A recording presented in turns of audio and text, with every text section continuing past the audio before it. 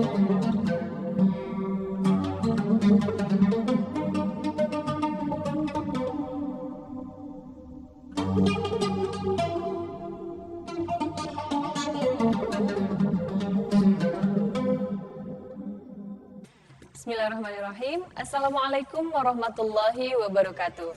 Jumpa lagi bersama saya Mimi Jamilah dalam program Itahsin. Sobat Quran, apa kabar semuanya? Semoga semuanya baik-baik saja. Nah, kali ini di edisi spesial Itahsin kita akan membahas surah Al-Humazah dan surah Al-Fil. Nah, Sobat Quran bisa buka Qurannya di rumah dan buka surah Al-Humazah dan Al-Fil. Kita akan membaca, kemudian juga akan membahas sedikit tajwid yang ada dalam kedua surah tersebut. Nah, isi kandungan daripada surah Al-Humazah ini adalah Allah akan mengazab orang-orang yang suka mengumpat dan suka mencela orang lain. Kemudian isi kandungan surah Al-Fil adalah di mana Allah menurunkan pasukan burung ababil untuk melawan pasukan gajah yang dipimpin oleh Abraha. Nah, Sobat Quran sudah buka Qurannya di rumah dan kita akan belajar lagi, mereview lagi bacaan tak marbutoh. Di sini banyak contoh di surah Al-Humazah. Bacaan tak marbutoh yang kalau misalnya di waqaf maka menjadi ha. Nah, di sini ayat pertama sudah ada contohnya. Wailul likulli humazatil lumazah. Yang dimana tak marbutoh adalah dalam bahasa Arab menunjukkan dia adalah mu'annas. Nah, wailul likulli humazatil lumazatin. Nah, itu kalau bentuk seutuhnya. Tapi kalau di waqaf, maka tak marbutoh ini menjadi ha. Wailul likulli humazatil lumazah. Nah, seperti itu. Kemudian kalau misalnya di wasal, maka huruf itu menjadi hidup. Tergantung tanda baca si tak marbutoh tersebut. Nah, di sini di ayat 4, kemudian ayat 5, ayat 6, dan seterusnya sampai ayat 9 itu ada contoh-contoh bacaan tak marbutoh, ya. Berarti kalau di waqaf dia menjadi ha. Bagaimana kalau di wasal? Kalau di wasal berarti kalla la yunbadanna fil hutamati wa ma adraka mal hutamah. Nah, kalau misalnya tanda bacanya fathah berarti baca fathah, bacanya ta. Nah, kalau tanda bacanya dhammah maka bacanya tu. Kemudian kalau kasroh bacanya berarti ti. Nah, di sini adalah kasroh.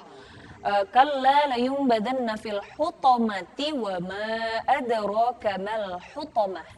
Nah, seperti itu. Itu adalah contoh bacaan tak marbutoh yang terdapat dalam surah Al-Humazah. Kemudian kita akan lanjut ke bawahnya lagi, ada surah Al-Fil. Nah, di sini kita akan belajar kembali dan mereview hukum bacaan daripada ro tafkhim dan ro tarkik. Ciri-cirinya ro tafkhim itu apa? Nah, ro tafkhim itu ro yang harokatnya adalah fathah dan dhammah, ini dibacanya tafkhim. Yang mana tafkhim ini artinya tebal. Jadi kita membacanya agak tebal. Kemudian ro yang dibaca tebal lagi apabila sebelum ro sukun itu harokatnya fathah juga, kemudian dhammah juga.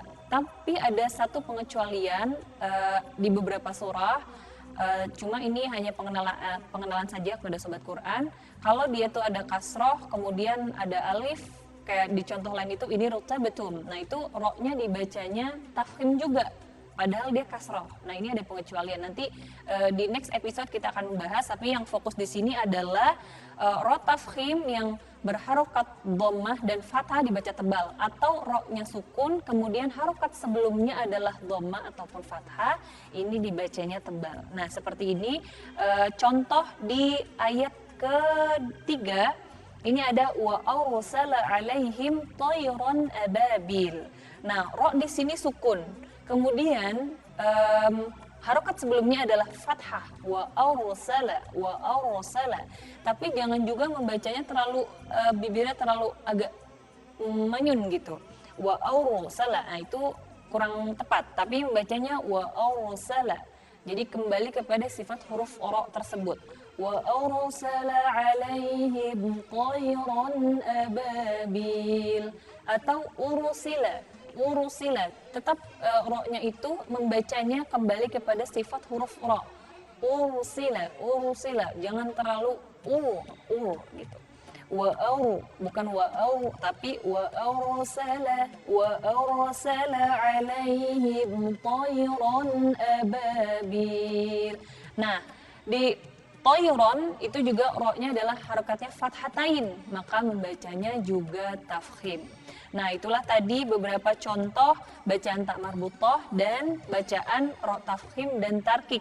Sayangnya di sini tidak ada contoh bacaan ro tarkik, tapi tidak apa-apa. Yang penting sobat Quran sudah faham dengan ro tafkhim yang mana ro-nya itu harus dibaca tebal. Nah, itulah tadi beberapa contoh dari bacaan ro tafkhim di surah Al-Fil, dan sobat Quran bisa membuka Al-Qur'annya, kita baca sama-sama surah Al-Humazah dan surah Al-Fil. Bismillahirrahmanirrahim. Wailul likulli humazatil lumazah alladzi jama'a malan wa 'addadah yahsabu anna malahu akhladah kalla layunbadanna fil hutamah wa ma adraka mal hutamah narullahil muqadah allati tattali'u 'alal af'idah innaha 'alaihim muqsadah fi 'amadin mumaddadah sadaqallahul 'azim. A'udzu billahi minasy syaithanir rajim. Bismillahirrahmanirrahim. Alam tara kaifa fa'ala rabbuka bi ashabil fil. Alam yaj'al kaidahum fi tadlil wa arsala 'alaihim tayran ababil tarmihim bihijaratin min sijil فجعلهم كعصف مأكول.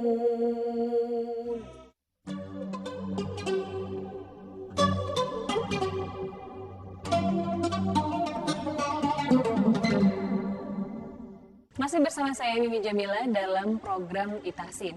Nah, kali ini kita akan membahas dua surah, yaitu surah Al-A'la dan surah Al-Adiyat. Nah, sobat Quran bisa membuka Qurannya di rumah dan buka surah Al-A'la juga surah Al-Adiyat. Kali ini kita akan membahas mad tabi'i dan mad iwad. Nah, mad tabi'i ini ada di dalam surah Al-A'la. Di sini ada di ayat pertama, yang mana sabbihisma rabbikal a'la. Nah, ayat ini di sini ada al-a'la. Nah, al-a'la ini adalah mad asli atau mad tabi'i. Di sini hanya berbeda penyebutan saja, tapi yang jelas mad tabi'i sama juga dengan mad asli. Jadi sama-sama. Jadi kalau ada yang bilang mad asli, ya berarti mad tabi'i. Mad tabi'i berarti mad asli. Dan panjangnya dibaca sepanjang 2 harakat saja. Sabbihisma rabbikal a'la. Nah, seperti itu. Di sini ada sebenarnya ada alif ya. Tapi karena penulisan rosamnya, kemudian alifnya ini diganti dengan alif layyinah. Nah, alif layyinah ini kan lentur dia, artinya lentur. Sabbihisma rabbikal a'la. Nah, lam di sini ini adalah mad tabi'i atau mad asli. Nah, yang mana di sini ditulisnya dengan alif layyinah tuh seperti ya di ujungnya, ada lam, kemudian ada ya, tapi nggak ada titiknya. Nah, itu adalah alif layyinah. Kemudian di ayat kedua, alladzi khalaqa fasawwa. Nah, wa di sini wa tasydid, kemudian ada tanda matnya yaitu alif. Nah, bukan ditulis dengan alif, tapi di sini ditulis dengan alif layyinah yang mana ditandai dengan seperti ya. Nah, ya tapi tidak ada titiknya.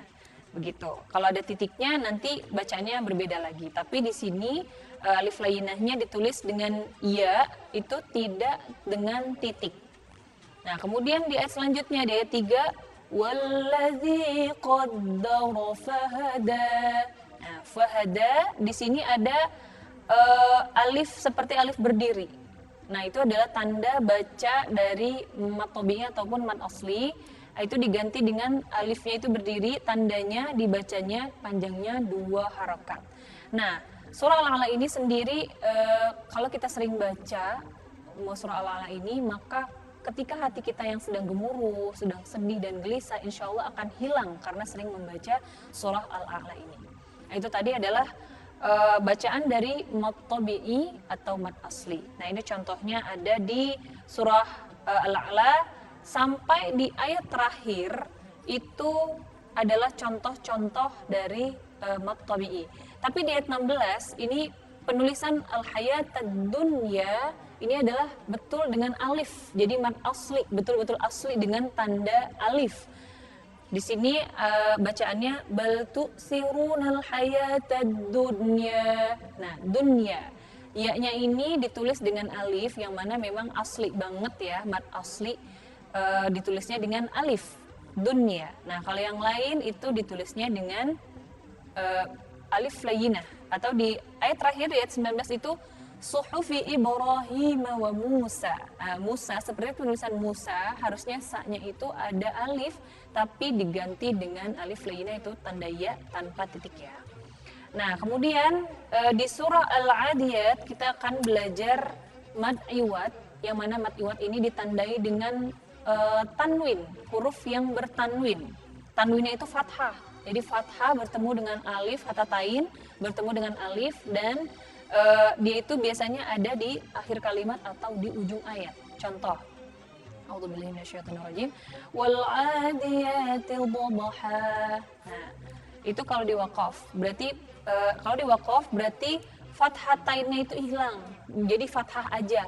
Jadi bukan tanwin lagi, bacanya fathah aja. Wal 'adiyati dhabha. Nah, seperti di ayat pertama ini ada contoh mad iwad. Wal 'adiyati dhabhan. Nah, dhabha di sini ada fathatain bertemu dengan alif. Ada diwaqafkan dengan karena dia itu di akhir ayat. Wal 'adiyati dhabhan. Nah, karena diwaqaf kita bacanya dhabha, bukan dhabhan. Wal 'adiyati dhabha. Nah, seperti itu. Kemudian ayat kedua fal muriyati qadha. Nah, qadha bukan qadhan tapi qadha kalau diwaqaf. Bagaimana kalau diwasal? Kalau diwasal berarti fathata ini harus dibaca. Fal muriyati qadhan fal mughirati subha. Nah, seperti itu. Jadi kalau diwasal berarti fathata ini tetap dibaca dan hukum bacaannya tergantung dari huruf setelahnya. Jadi kalau di sini kan fa, berarti dibacanya ikhfa. Qadha fal mughirati subha. Nah, seperti itu ya sahabat Quran.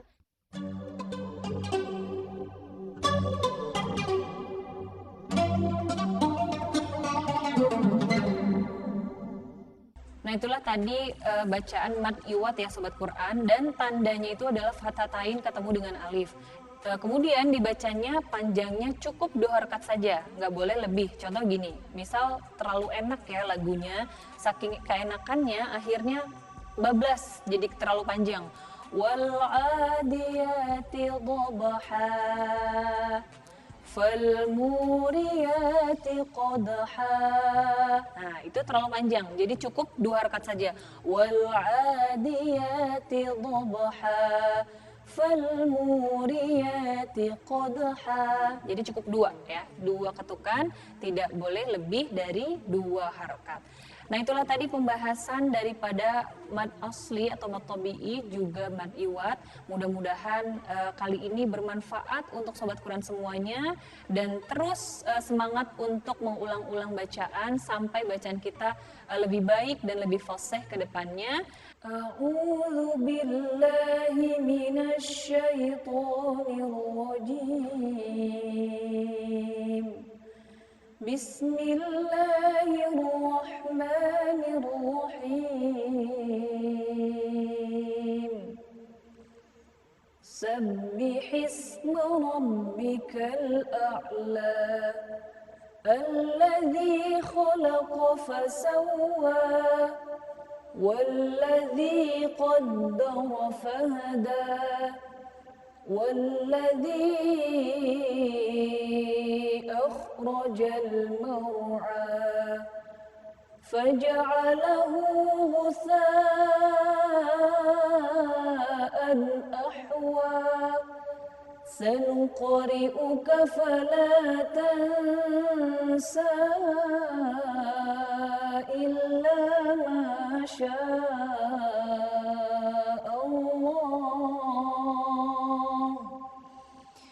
إنه يعلم الجهر وما يخفى ونيسرك لليسرى فذكر إن نفعت الذكرى سيذكر من يخشى ويتجنبها الأشقى الذي يصلى النار الكبرى ثم لا يموت فيها ولا يحيا قد أفلح من تزكى وذكر اسم ربه فصلى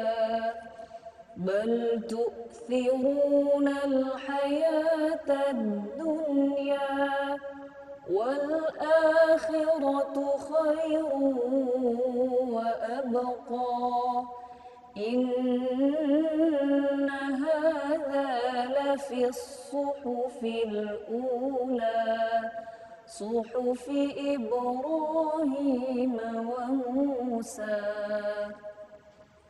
بسم الله الرحمن الرحيم